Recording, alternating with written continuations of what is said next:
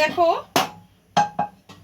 তেলটা গরম করতে আগেই আমি বসিয়ে দিয়েছি, কারণ আজ আমার অনেক বেলা হয়ে গেছে গো।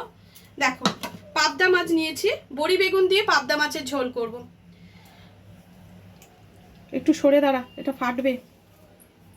এই যে পাবদা মাছ, দেখো মেয়েকে বলছি একটু সরে দাঁড়াতে, কেন মাছগুলো ফাটতে পারে। ফাটতে পারে মানে ফাটবে।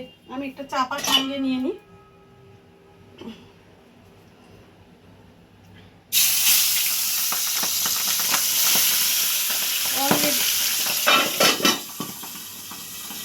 ফাটা শুরু হয়ে গেছে, আমি বন্ধ করে দিয়েছি।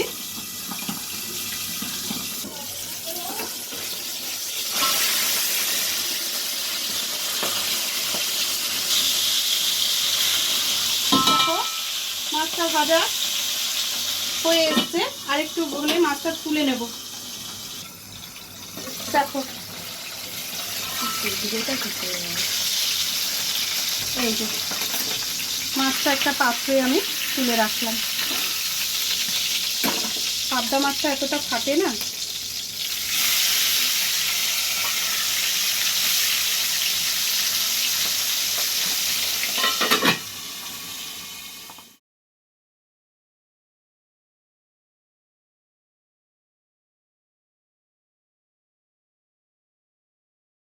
দেখো ভাজাগুলো আমি তুলে ফেললাম, পাবদা মাছটা ভাজা হয়ে গেছে।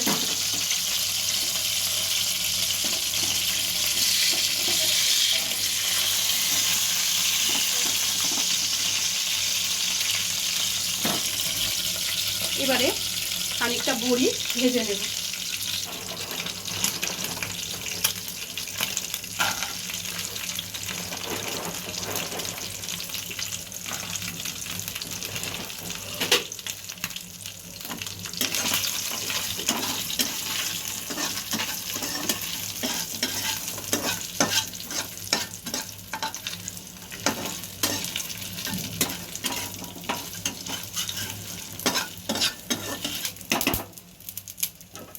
বড়িগুলো আমার ভাজা হয়ে গেছে, তো বড়িগুলোকে আমি আস্তে আস্তে তুলে মাছের সাথেই রেখে দিচ্ছি।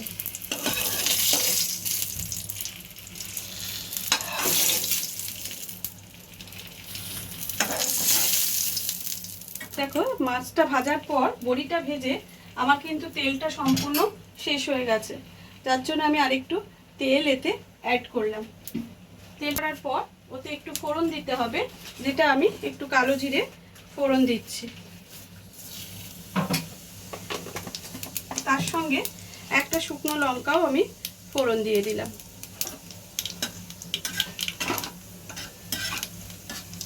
এতে বিশেষ কিছু মশলার প্রয়োজন হয় না। 2 চামচ হলুদ আর একটু জিরে। এতে কিন্তু অনেকে টমেটো দেয়, কিন্তু আমার ঠিক এই ঝোলেতে টমেটোর স্বাদটা ভালো লাগে না, ওই জন্য আমি স্কিপ করেছি। তোমাদের যদি মনে হয় ভালো লাগবে তাহলে তোমরা দিয়ে দিতে পারো। দেখো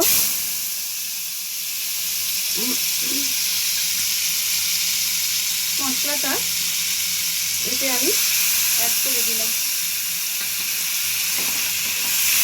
এতে অনেকে কাঁচা লঙ্কা বাটা দেয়, জিরে কাঁচা লঙ্কাও একসঙ্গে বেটে নিয়ে অনেকে দেয়, কিন্তু যেহেতু আমি কাঁচা লঙ্কা দিইনি তাই জন্য আমি কিন্তু একটু কাশ্মীরি লঙ্কা অল্প করে, খুব বেশি না, অল্প করে দিয়ে দিলাম। মাছের পরিমাণ বুঝে, সবজির পরিমাণ বুঝে সব কিছু ইউজ করবে। পরিমাণ মতো নুন দিয়ে দিলাম। এবার এটাকে একসঙ্গে মিশিয়ে নেওয়ার জন্য সামান্য একটু জল অ্যাড করলাম। এবার এই আদা বলছি, হলুদ আর জিরেটা দিয়েছিলাম, ওটাকে ভালো করে এর সাথে কষে নিতে হবে।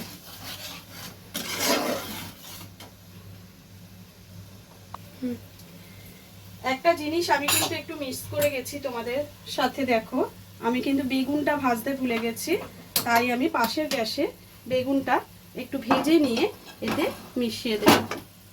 এখানে একটা কড়া আমি বসিয়ে দিয়েছি, ততক্ষণে এই ঝোলের মশলাটা হতে থাক। খুব সুন্দর একটা সেন্ট বেরোচ্ছে। এটা ফুটতে থাক।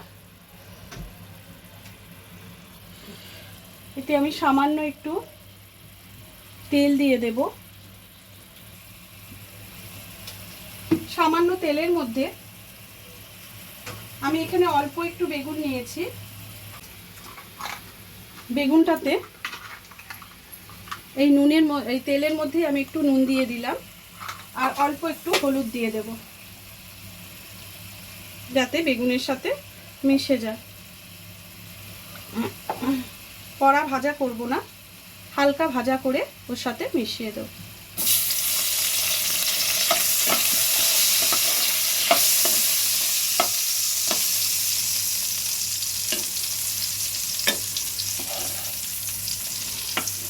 চলো বেগুনটা ভাজা হোক।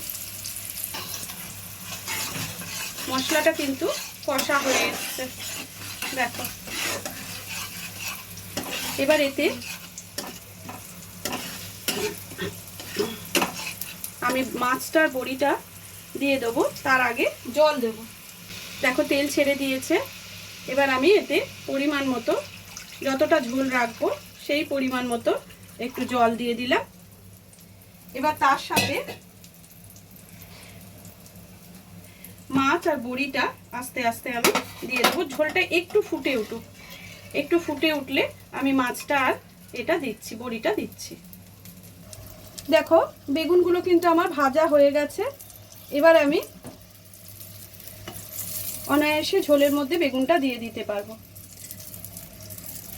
এই গরমে না রান্না করতে করতে একটু আধটু ভুল হয়ে যাচ্ছে, বুঝেছো? দেখো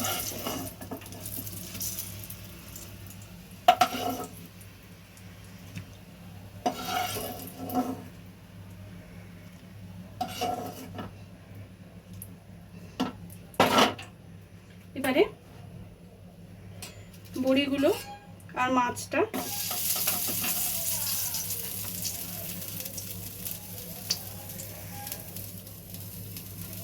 আস্তে করে এইভাবে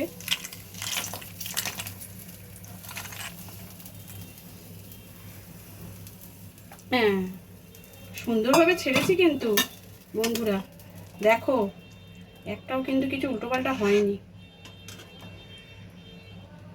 দেখেছো কি সুন্দরভাবে ছাড়লাম। শুকনো লঙ্কা দেওয়া আছে, কিন্তু আমি তাও একটু কাঁচা লঙ্কা ওতে দিয়ে দেবো, তোমাদের দেখিয়েই দেবো। কাঁচা লঙ্কাগুলো দিয়ে দিলাম। এবার ঝোলটা একটু হতে থাক, আমি পরে ঘুরে আসি। দেখো আমার পাবদা মাছের ঝোল, বেগুন বড়ি দিয়ে পাবদা মাছের ঝোল আমার রেডি হয়ে গেছে।